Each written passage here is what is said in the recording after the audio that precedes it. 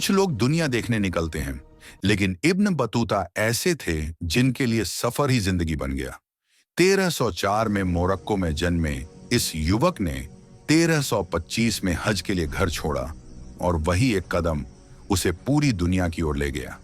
एक घोड़े पर शुरू हुआ ये सफर शहरों, सल्तनतों और सभ्यताओं से गुजरता गया।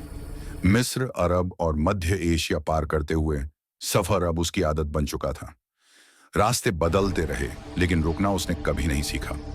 यात्राओं के दौरान उसने हिंदुस्तान की अपार दौलत और दिल्ली सल्तनत की ताकत के किस्से सुने।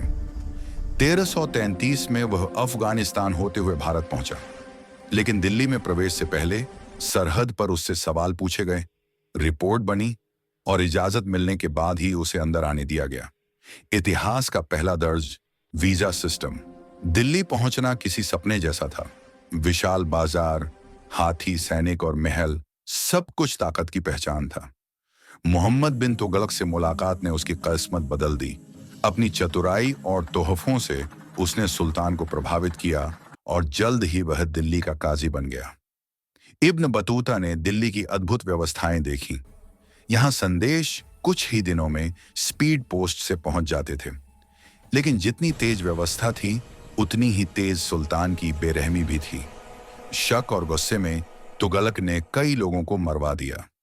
एक सूफी संत से दोस्ती और ससुर की बगावत ने इब्न बतूता को भी संकट में डाल दिया।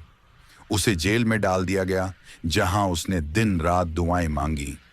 किस्मत से उसकी जान बच गई, लेकिन दिल्ली में रहना अब सुरक्षित नहीं था। दिल्ली छोड़कर वह दक्षिण की ओर निकला। रास्ते में उसने एक अनोखा पेड़ देखा, जिसकी पत्तियां हिंदू और मुसलमान दोनों के लिए पवित्र थीं। यह उस दौर की धार्मिक एकता का प्रतीक था। इसके बाद समुद्री रास्ते से चीन जाते समय एक भयानक तूफान ने सब कुछ छीन लिया। जहाज टूट गए, दौलत डूब गई, लेकिन उसकी जिंदगी बच गई।